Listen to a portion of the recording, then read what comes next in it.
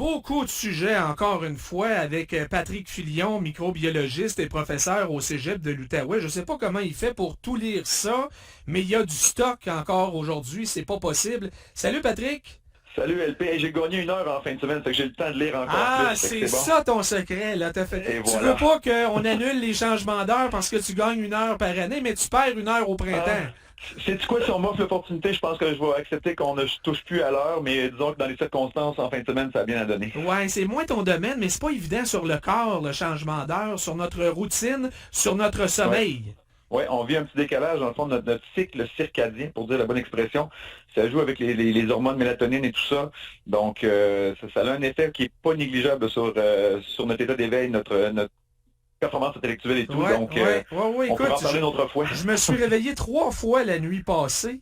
Ouais. Alors effectivement, journée un petit peu bizarre aujourd'hui, mais on est fait fort, Patrick, on va s'en sortir.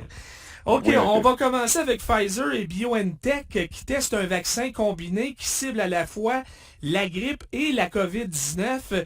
C'est pas pour demain matin, là. Ça sera pas cette année, là. Ben écoute, peut-être pas cette année, LP, mais ça pourrait aller assez rapidement parce qu'on parle encore d'un vaccin à ARN. Donc ces vaccins-là, là, on a vraiment la capacité technologique de les produire rapidement. Peut-être que pour cette année, donc avec la campagne de vaccination qui est déjà entamée, tout ça, ça serait peut-être un petit peu trop tard, mais quand même, là, je pense que l'année prochaine, ce serait déjà quelque chose qui serait possible. Donc au lieu d'aller aller à la clinique recevoir 2 vaccins différents pour 2 maladies différentes, donc on recevrait en combinaison et la grippe et la COVID. Donc, on aurait une protection double.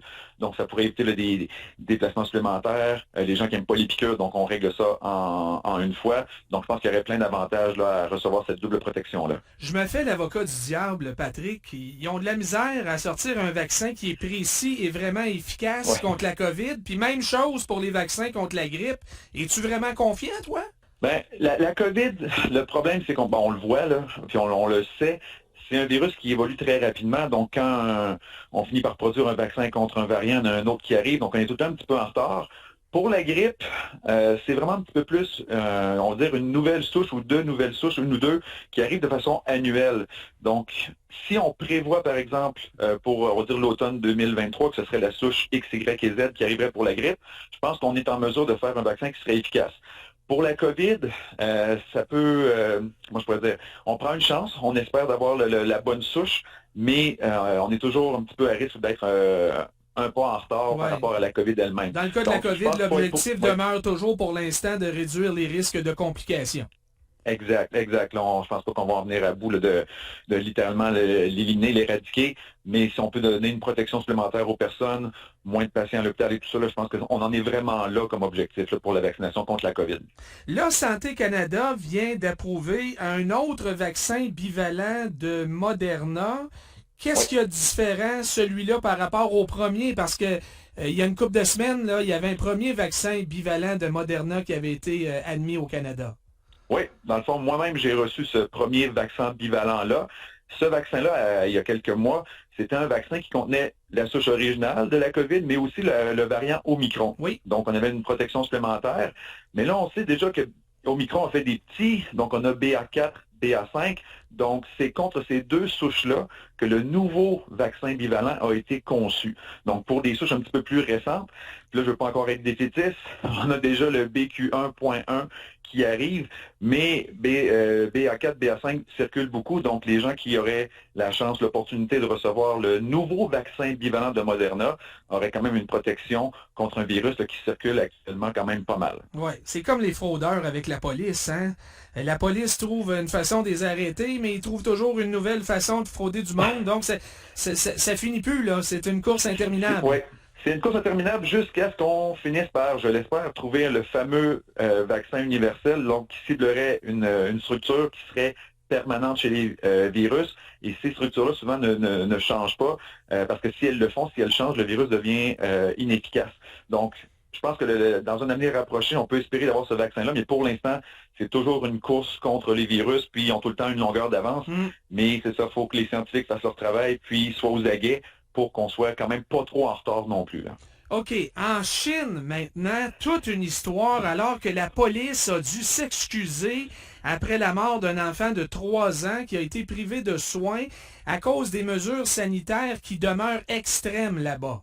Écoute, LP, ça m'a brisé le cœur, cette histoire-là. Puis c'est des drames comme ceux-là qu'on voit en Chine, là. Puis écoute, on pourrait en parler longtemps. Mais ce qui se passe, ce qu'il faut comprendre, nous, on a vécu, du confinement, on a vécu plein de choses ici au Québec, au Canada. Mais en Chine, c'est vraiment la politique de zéro COVID. Donc, si dans un quartier, dans une ville, dans une usine même, on détecte des cas de COVID, on confine les gens. Il y a des gens qui sont littéralement, écoute, LP, là, j'en parle, je le shake, là, qui sont enfermés dans leur bloc appartement. Il y a des villes qui sont fermées. Il y a des gens qui sont enfermés dans leurs usines, LP. Imagine, là, moi, je suis enfermé au cégep parce qu'il y a eu des cas, puis on barre les portes. Donc là, ce qui s'est produit, c'est ça, c'est que en ayant c'était une ville qui était confinée, puis le petit garçon donc est tombé malade, puis les soins n'ont pas été assez rapides pour se rendre sur les lieux pour intervenir et pour soigner cet enfant-là, et il en est décédé.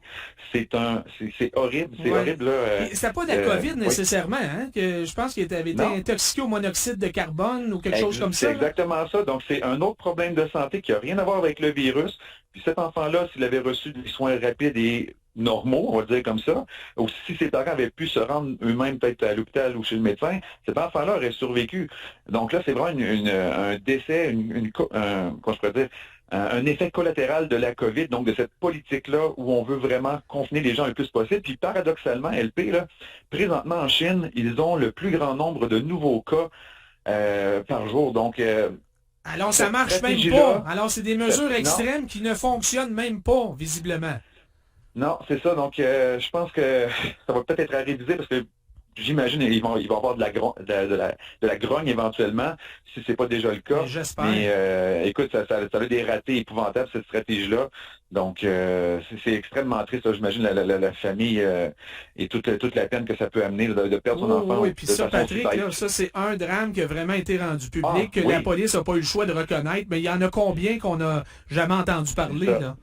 C'est ça, puis les censeurs là-bas qui vont couper des fois l'information aussi. Donc, écoute, c'est compliqué, là. On a trouvé ça pénible, notre confinement et tout, mais on avait quand même accès à certaines libertés, puis accès quand même à des soins aussi. Donc, ce qui se passe là-bas présentement, là, c'est vraiment pas reluisant là, pour le gouvernement chinois, on va dire comme ça. Pendant ce temps-là, en Grande-Bretagne, il y a un homme de 59 ans qui a testé positif pendant 411 jours, qui a finalement été guéri, Patrick. Mais il faut préciser que c'est un homme dont le système immunitaire était affaibli par une greffe de rein. Oui, exact. Donc, cet homme-là avait reçu une greffe de rein et quand on soit une greffe d'organes, on doit souvent prendre des médicaments immunosuppresseurs, donc qui vont empêcher notre propre système immunitaire de rejeter et de détruire l'organe. Donc, ça nous permet, on va dire, de maintenir le rein intact ou relativement intact, mais ça fait en sorte aussi qu'on est très vulnérable à toutes les autres infections. Donc, cet homme-là a reçu sa greffe de rein, prend ses médicaments et est infecté par la COVID. Et là, quand on dit qu'il est positif pendant 400 quelques jours, c'est que le virus est actif. Donc, c'est pas juste la COVID longue où on a des répercussions d'une infection qui a affecté nos poumons, qui a affecté notre odorat, qui a affecté notre niveau d'énergie et tout. C'est vraiment le virus qui est actif. Alors, il fait constamment la maladie, là. Oui, il est constamment malade. Il teste positif tout le temps. Parce qu'on sait, par exemple, quelqu'un qui a la COVID longue pourrait ne plus tester positif, mais subir encore les conséquences de l'infection. Oui. Donc, cette personne-là a souffert pendant plus de 400 jours, et on a réussi à le traiter à l'aide de 2 types d'anticorps monoclonaux, donc des anticorps qui sont fabriqués en laboratoire et que l'on administre ensuite aux patients, et on a fini par neutraliser, éliminer le virus. Mais une petite parenthèse là-dessus, la personne a été relativement chanceuse dans sa malchance, dans sa grande malchance, parce qu'il a été infecté par une des premières souches du virus, et les anticorps monoclonaux que l'on possède sont efficaces seulement contre ces anciennes souches-là. Donc, quelqu'un qui, on va dire, subirait le même type d'infection là, à très long terme, nos anticorps monoclonaux présentement ne seraient pas efficaces contre les nouveaux variants là, BA4, BA5, puis BQ1. Donc, c'est un peu un miraculé de la COVID, lui-là. Écoute, qu'il s'en soit sorti comme ça, avec une greffe et tout ça, avec un système immunitaire affaibli, une infection qui a duré aussi longtemps, je pense que cet homme-là, peut remercier la science d'avoir trouvé une solution, puis d'avoir été justement infecté par une souche, on va dire un petit peu plus vieille du virus, qui lui a permis justement de recevoir ces mêmes traitements-là, parce qu'une souche récente, actuelle, ne répondrait pas de la même façon au traitement. Wow! OK. En terminant, un suivi concernant la choléra, Patrick. On parlait Oui. de la situation du côté d'Haïti récemment, toi et moi, mais ce sont maintenant une trentaine de pays qui sont touchés, ce qui semble entraîner une rareté au niveau des vaccins. Oui. LP, cette maladie-là, il faut comprendre, là, si on a des conditions d'hygiène normales, que l'eau est assainie, que les hôpitaux sont accessibles et tout, c'est une maladie qu'on peut traiter relativement facilement et qu'on peut même, on va dire, éradiquer jusqu'à un certain point d'un territoire donné.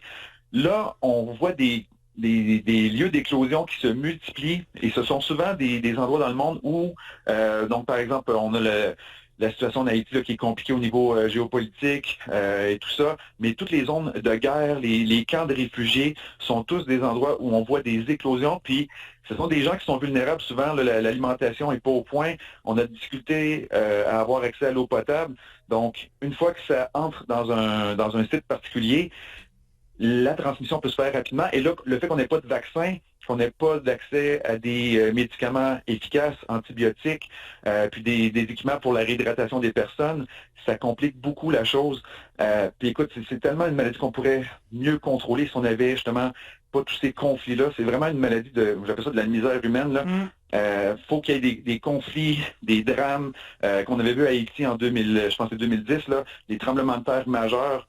Donc, c'est une catastrophe au niveau humanitaire que ces gens-là meurent alors qu'on pourrait traiter cette maladie-là beaucoup plus facilement. Oui, ben je lisais qu'on manque tellement de vaccins, c'est supposé 2 doses par personne malade ou par personne là, dans les zones à risque. On en donne juste une, puis on essaie d'en donner au plus de monde possible, mais là, c'est pas totalement efficace non plus. Là.